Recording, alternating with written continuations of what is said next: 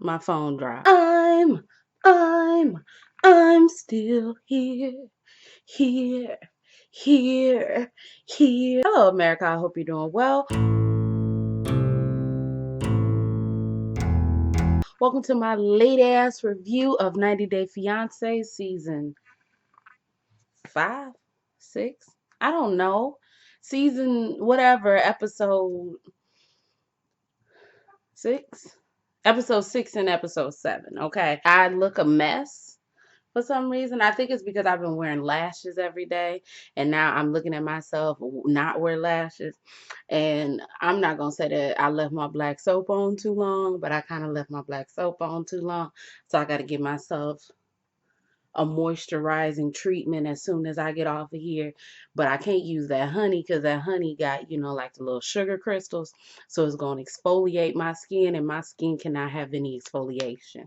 I do have a moisture mask. I did just put on some witch hazel and some aloe vera stuff that I bought from Amazon a long time ago, so it could be old and expired.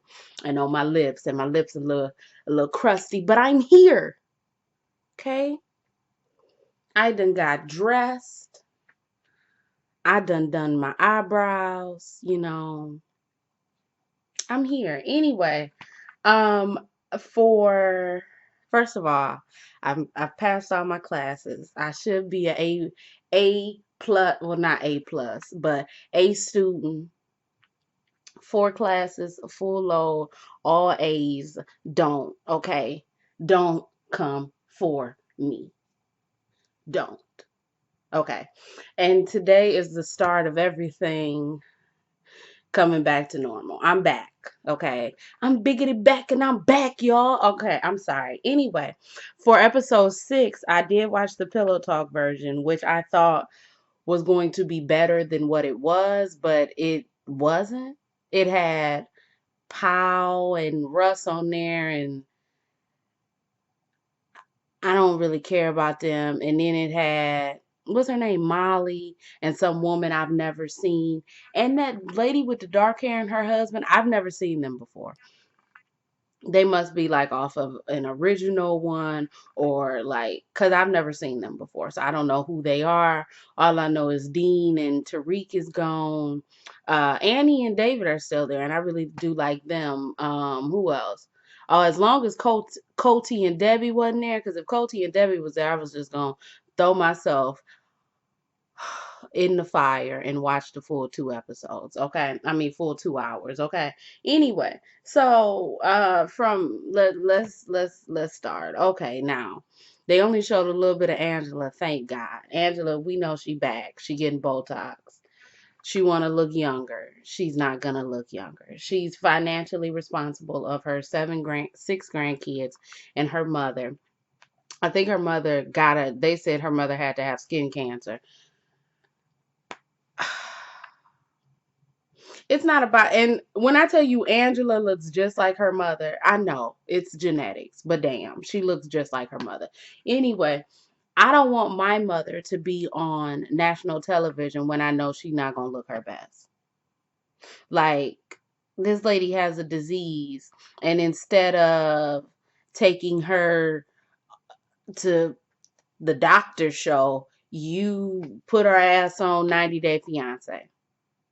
She go to the grocery store and she FaceTimes Michael about the upcoming interview and tells him he needs to pass this interview, because if he doesn't pass it, it's it's either K1 or K done. And honestly, that was the end of what I saw from Pillow Talk. I could have more than likely watched the other hour of 90 Day, but I was like, you know what, y'all? If I've missed anything that was important, please let me know in the comment section below, because I honestly don't care. If it's about Angela and Michael, I don't care. Okay. That I do want to say that. Okay, so next we see Tanya and Sinjin. They're cooking in the kitchen, and the mother comes in, and she, obviously thinks that it's a little weird that she's leaving him for 30 days. The mother says, however, you won't be short. You won't be bored no time soon. You can power wash the deck, hang this up, do that, do that, do this, do that. And he was like, okay, cool. Sinjin is very stressed to have a long time alone time with her mother because he doesn't know how her mother is. Tanya's like, okay, well, my mother is like me, so she probably gonna like, tell you what to do. And he was like, great. And then we see Sinjin driving her to the airport, and I was like, illegal alert. I mean, everybody on Pillow Talk was like, illegal alert too. Illegal alert. First of all, correct me if I'm wrong, but wasn't Tiffany not able to get a license when she went to Tiffany and Ronald from the other way? Wasn't she able to not get a license because they were in South Africa and because they drove on the wrong side of the street, and you know how the steering wheel was on the wrong side of the street? Let me know. Maybe that's some South African law and not an American law, but I know GD well, if homeboy can't work, he definitely can't drive. But he drops her off at the airport. He says, I'm gonna want to talk to you, but I don't know when you'll be available. He says, I want to talk to you at least once a day. She gonna say in her confessional, Sinjin is the clingiest man I've ever been with. I have no idea who that voice is, but that's what we gonna go with. Sinjin is the clingiest man I've ever been with. First of all, girl, you should have left that man where he was. Anyway, so they get to the airport. They kiss, hug. She says that she doesn't want to feel guilty if she doesn't call him one day, or, if she is doing something and she's not able to call him, she doesn't want to feel like, so yeah, so that's the end of their,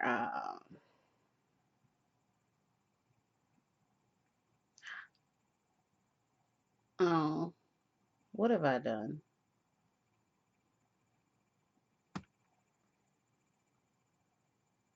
Okay. So we see Sasha and Emily. And in the Pillow Talk version, they didn't show Robert and Annie and Natalie and Mike. It's like three Mikes on the show. Sasha and Emily are packing. They have less than 24 hours before they go to America, and the house looks like mine. And I'm not going no place. So she says she pulls up some pans while that baby is big as hell. Okay, the baby is cute, but that's a big baby. Okay, I ain't trying, girl, for your first. Well, no, you got a C-section, cause girl, it wasn't probably no way you was gonna be able to. Whoo. Anyway, um, Sasha and baby David are sitting on the bed, and she's like, hey, I can't fit these pants, and he's like, oh well, this is your motivation to lose weight. I don't understand why people are taking things that he say offensively. Look at him. He has now three kids by three different women, and he's divorced the other two women, and he seems like he's made up of asshole material, but yet y'all are surprised that he's saying assholish things. He's clearly an asshole. So she said she was really slim before she had the baby, and she was really confident, but now she just feels like she doesn't have time to work out because she has a baby. And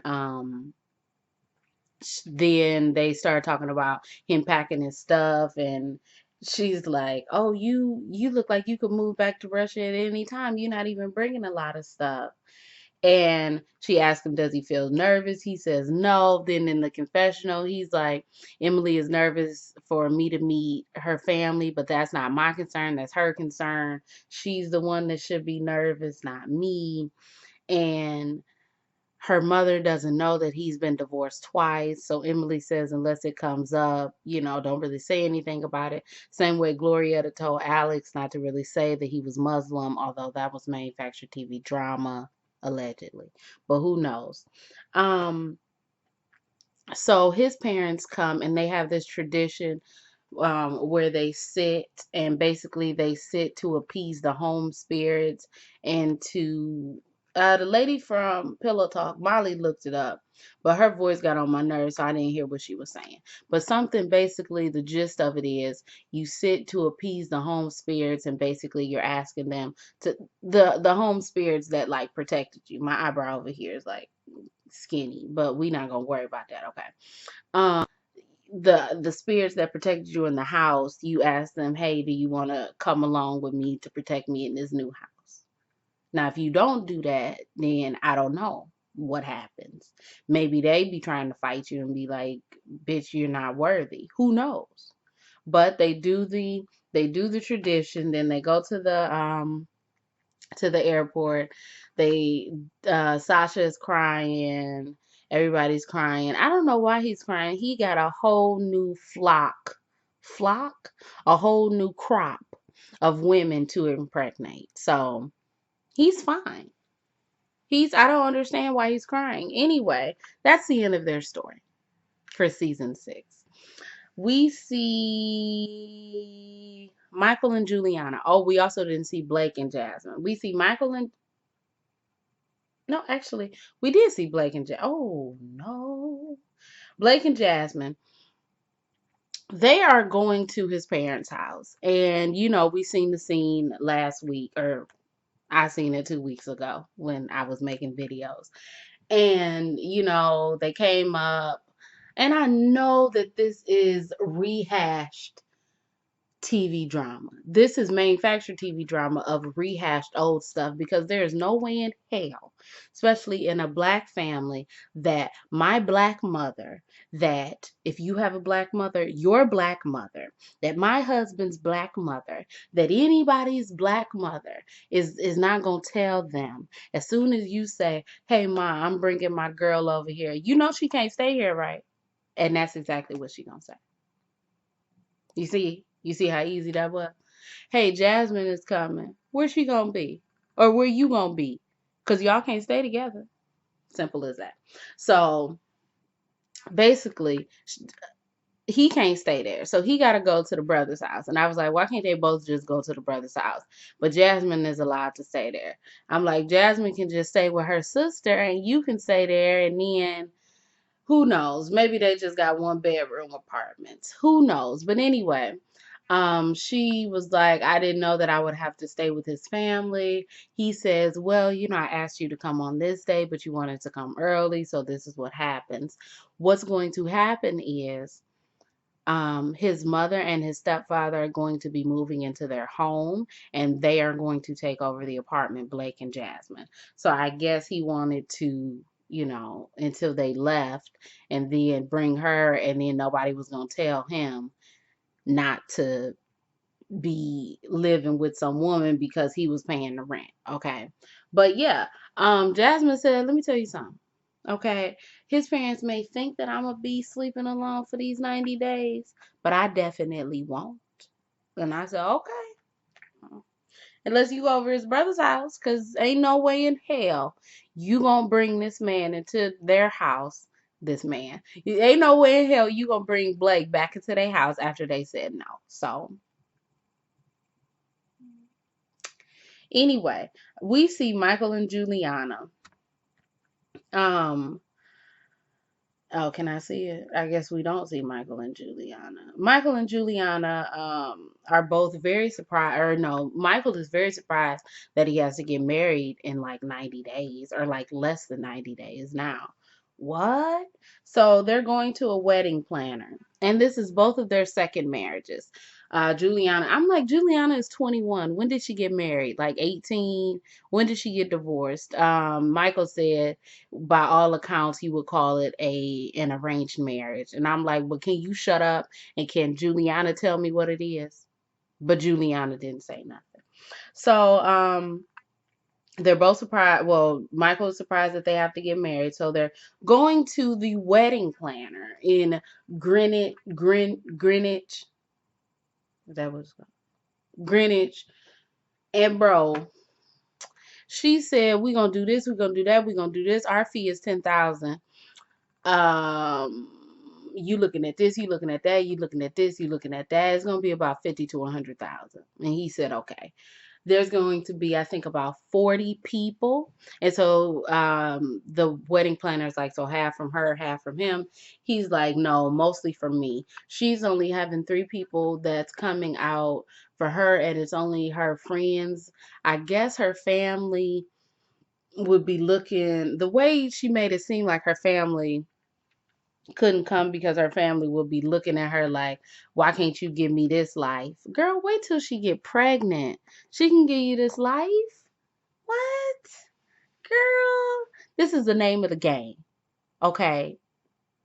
People marry for love, and that's okay. But if you marrying some hot little thing, then she needs to get pregnant and they need to have a baby so she can take care of her family and herself. Have about 2. Anyway, so what the hell did I do? Y'all, I done messed up.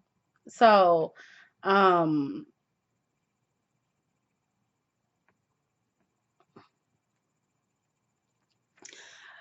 his ex-wife, Sarah? I don't know. His ex-wife comes over and brings dog food and clothes for the kids. And then she's like, do you have everything together? He's like, yeah, we just need an officiant. She's like, well, I can look into getting ordained and marry you. And spoiler alert, she did. But it was weird to me because I thought that, she already was ordained. And then she would just be like, well, if y'all need somebody to do it, I can do it. I got my marrying license. I don't know. But it's weird that she said, I'll go out of my way to get ordained for you. And then, but anyway, then she brings up the prenup and she's like, have you all, talked about the financial security, and have you thought about the financial security of your kids? Juliana doesn't understand, and that's really the end of their scene, I guess, in episode 6, because in episode 7 they picked up talking about it more. Why does it take me so long to talk about episode 6? Y'all, what the hell? Anyway, last but not least, we see Anna and her children. They're having some alone time because the kids and Marcel aren't getting along. She asks them how they feel. The youngest is sad because he thinks that they're gonna break up, and then the oldest is like, you gonna try to leave us and go to Turkey? And she like, well, when y'all leave the nest, then I'm gonna be alone, and I'm not gonna have nobody. And the oldest one is like, look, bro, nobody like him. And she like, I like him. And he like, you the only one that like him. Like, duh, that's what I just said. You're the only one that likes him. And she's like, look, I do want you to go to the wedding. And he's like, I don't want to go to the wedding. Like, what are you talking about? Anna is sad that her oldest hasn't given Marcel a chance because, Marcel is a good person. She also says that it always feels like she has to fight for things in her life and she's tired of it. And that was the end of her scene. Now, let me see if that is everything. That is everything. Okay, so we're going to move on to episode 7. I'm cutting a lot of this down. This is going to probably be like 40 minutes, and I ain't got time.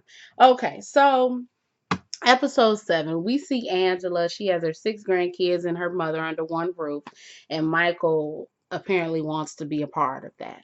So, Angela has bought a lock for her bedroom because she has to set some ground rules. She tells her grandchildren and Skylar for some reason that they have to listen to him, and he's the man of the house. Skylar isn't happy about Michael, but Angela knows that Michael can change her mind. Skylar doesn't think that he can be responsible for all of them and be this Superman man that Angela wants him to be. Her mother says, like, bro, he gonna be in charge of you. He ain't gonna be in charge of none of us. Angela says, let me tell you something. He the man of the house. Deal with it. How you the man of the house and you ain't got no damn job? Anyway, so they're going wedding dress shopping, Angela and Skylar. And, even though it's her second wedding, it feels like her first. And Skylar is shocked that her mother is marrying a Nigerian. And I'm like, is that why you shocked? So if this man was from England, would you be shocked? Because now I'm starting to, I mean, obviously, but I'm starting to, but you got about 2, 3 black kids sitting up in that house. You better chill out. Anyway, so Angela, I swear, I think Angela tried on one dress, and the one dress that she tried on, she fell in love with. She said that the dress made her look younger. It made her look elegant. And I'm like, bro, your breast. How you looking elegant in your breast? Anyway. But yeah. Um the lady in the wedding shop asks, so if he doesn't get his papers, will you go over there and marry, him in Nigeria? She says no, because my family won't be there, and who wants to get married in a different country without their family? And I'm like, are you dense? Are you dumb? You do realize, okay. So that was the end of their story. I don't care. We didn't see any of Tanya and Sinjin. Now let's talk about, like, girl, clearly Michael is coming over here. And just because you did this at the bridal shower or at the wedding shower, whatever the thing that y'all have together, that don't mean that. Anyway, so Sasha and Emily are getting on the plane and they're flying to meet her sister and mother who live in Indiana.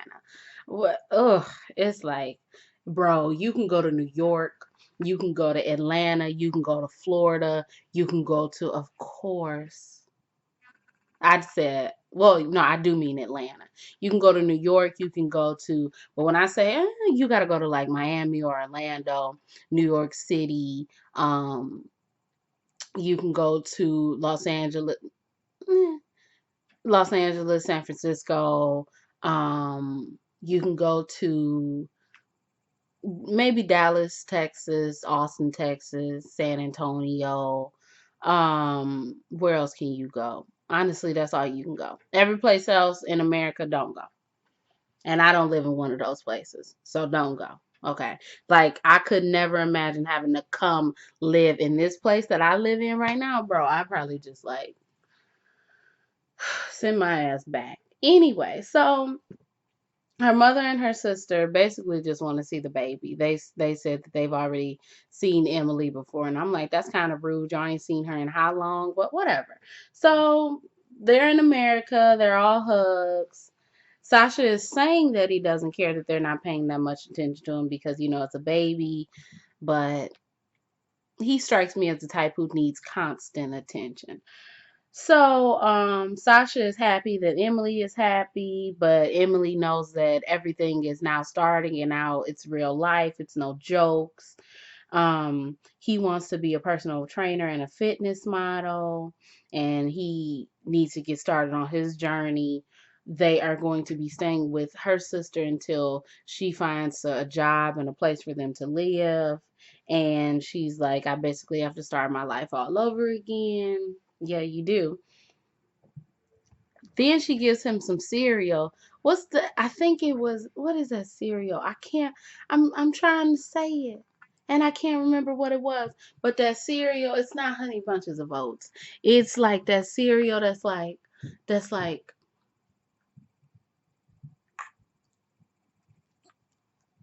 it's that cereal. Okay, it's that cereal. I can't. But anyway, I've never had that cereal, but I probably wouldn't have had that cereal with sugar. She put a whole bunch of sugar on his stuff, and then she was like, I know how you like sugar. And he was like, oh, this kind of sugary. And he was like, I usually just eat oatmeal and peanut butter with some nuts and berries mixed in. And I'm just like, Emily, you don't. He's a fitness model. Why would you give him this sugar? Anyway, he says that the cereal is crappy. Then he starts talking to the sister like, "Oh, so you be eating this?" And she was like, "I mean, yeah. And he was like, oh, well, like this your cheat meal? And she was like, I usually do buy healthier things, but since y'all were coming, I didn't want to feel like, having to cook and do everything. And he was like, okay, so, I can start cooking some stuff so we can start eating healthier. And then she was like, nigga, I'm gonna eat whatever I want. But then he asked the mother, Mom, do you eat this? And the mother was like, no. He was like, I can tell. And I'm like, me and Mrs. Jones, we got a thing going on. I'm sorry. I'm sorry. I'm not gonna say that about Emily's mother, but I ain't put nothing past Sasha. Okay. Emily's mother could be the most stand-up woman in the world. All I know is I ain't put none past Sasha. I ain't put none past Sasha. I know. Anyway, so they asked Sasha what he wants to do. He says he wants to go to the gym. At first, Emily is like, "You want to go to the gym? Why you want to go to the gym?" Then she started feeling insecure, so she like, "I'm gonna go to the gym too." Her sister's like, "Girl, you tired as hell. Why the hell are you trying to go to the gym?" She like, "I want to get myself back in shape." He like, "Yeah, we need to get you back in shape." The thing is, I seen her pictures, and she went from weighing about 120 pounds to weighing about 160 pounds, and she don't even look like she weighed 160 pounds. She looked like she weighed about 150 pounds right now, 140 pounds to be quite honest. And I'm just like, are you not skinny? Like, you just had a baby. You're nothing on you. You just got a little stomach. Anyway, whatever. So they're working out, and Emily says in her confessional she wants to work out because she knows that he'll be around all these gorgeous people and looking at all these gorgeous women. Then she turns around and says it to him. He says, "Oh no, honey, it's different. Me and you together forever." Then he says in the confessional, "Bro, I don't even be looking at women. Women be looking at me." And I'm like, Emily, that's your man. Anyway, moving on. Because guess what I want to do? Lay in this bed. Right here. Okay. So, oh my gosh, Anna. God. I'm going to talk about Anna later. Let's talk about Natalie and Mike. Is this okay? Natalie wants Mike to go to church. Mike agrees to go to church. They go to the church. She wants to convert him to a Christian because she feels like she'll be saving his soul. He's like, I'm not really ready to change my whole religious beliefs. He talks about the aliens again. She says, so when I go to America, will you come to church with me? He's like, I'm not really ready to commit to that. She starts to cry, and then she's like, I'm kidding myself. This isn't going to work. Honestly, a lot of the things she says, like she said, my ex-husband believed in God. My ex-husband went to church with me. My ex-husband knew when I was sad, and I feel like I can't adapt to Michael. Honestly, it just seems like she just wants her ex-husband, but she wants him to have kids, to want kids. So she's trying to find someone who closely mimics or is a carbon copy of her ex-husband, just with the added bonus of wanting to impregnate her and have children. That's what it seems like. So anyway, she's crying. She hitting people on the road. She wasn't hitting people. She's driving erratically. This was before they went to the airport, to the church, acting like it was a game. I'm like, girl, it's not a game. They need to take your license away. Okay. Then the next morning, he's like, hey, honey. He like, can I get some coffee? She like, you can get your own coffee. The mother is like, bro, we need to have kids, grandkids, great grandkids, all these kids. Um, Natalie is like, bro, I'm not feeling in the mood to translate. Go get Google. Go get your phone. And he like, you can't just help me? And she's like, no. And the mother is talking to him in Ukrainian, and he doesn't understand anything that she's saying. And then all of a sudden, Natalie starts crying, and he's like, "What's wrong?" And the mother's like, "What's wrong?" And she go in the room and she crying, and it's just a lot. It is a lot. I will say that it is a whole bunch of a lot.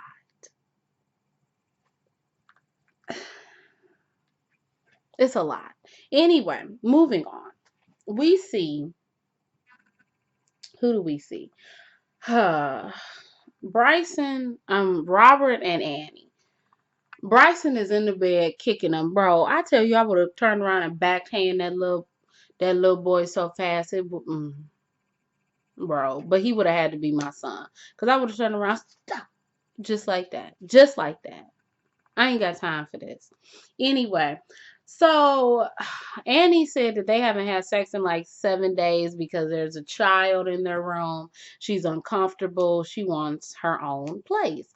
They go see this nice house. Nice apartment, 2 bedrooms, 2 baths, nice kitchen, nice view. I'm like, oh, this place is a little bit costly. It was only $17.50, and I don't know if he lives in Miami, but if he does live in Miami, is that a good deal? 1750 is a lot in where I live. 1750 could get you a lot. In this place, 1750 could get you a lot, okay? A lot.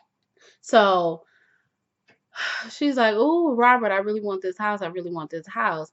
He tells the realtor, "Hey, I just renewed my lease." And so Annie is like, "What does that mean?" He's like, "Well, basically, I renewed my lease." And he explains what it is. And she like,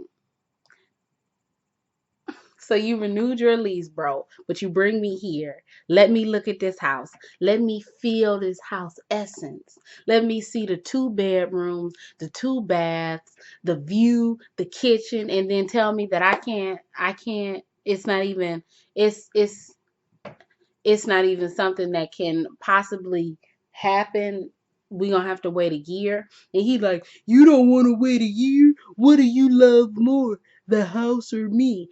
God, this nigga is 40 years old. Do men ever get a clue or what?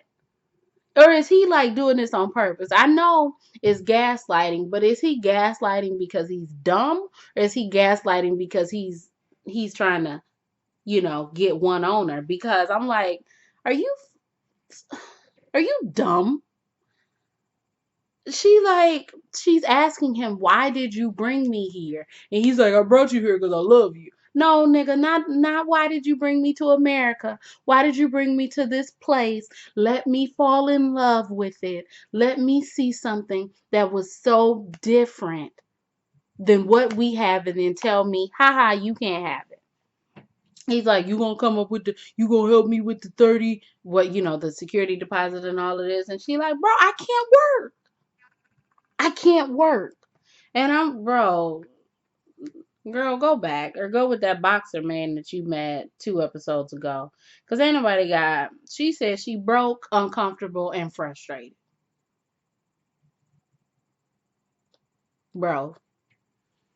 Bro. And if she wasn't broke, the uncomfortableness probably wouldn't be so much. And she wouldn't be frustrated. But she all three of those things, she like, nah, bro. I'm sick of it. So we see Michael and Juliana. They go and he tells her what a prenup is, blah blah blah. She's like, "I don't understand it," blah blah blah. Then they go to the mediator. Was it anything important in that scene? Um she does say that the idea makes her sad because she doesn't want a divorce and she wants to make it work. She says, "You'll protect the kids, but what about me?" He says the women are usually okay. She asks if he had a prenup with Sarah, and he says that he didn't, but when they got together, he didn't have anything. Neither one of them had anything, but it was a very expensive divorce, and he doesn't want to go through that again. So they go and they see the mediator. He says that he wants to keep all of his assets separate, no joint accounts, no none of this. And so she was like, So the mediator says, okay, the lawyer says, so Juliana, if you blow up right now, like if somebody see you on this TV and say, bitch, you're a model that I want right now, and you blow up, would you want to share that money with Michael? And she said, he don't want to share it with me, so hell no, I don't want to share it with him. And he's like, well, no, like I'd buy you things. And the mediator was like, bitch, that's called gifts. That's not called sharing. Okay. She says, so if the divorce were to happen, what do you want? And she was like, I don't want anything. I want nothing. I want nothing. I want nothing. I want no quid pro quo. I want nothing. I'm sorry. And so the mediator is like, girl, it costs a lot to live out here. You sure you don't want nothing? She said, look, I want to be independent. Then she tells the story of Michael broke up with her for about 3 months, called her and said, hey, girl, we done. And she was like, and in that time, that's when she needed him the most because she didn't have a job and, she wasn't making like, enough money, and she needed him to help pay her rent, but he disappeared off the face of the earth.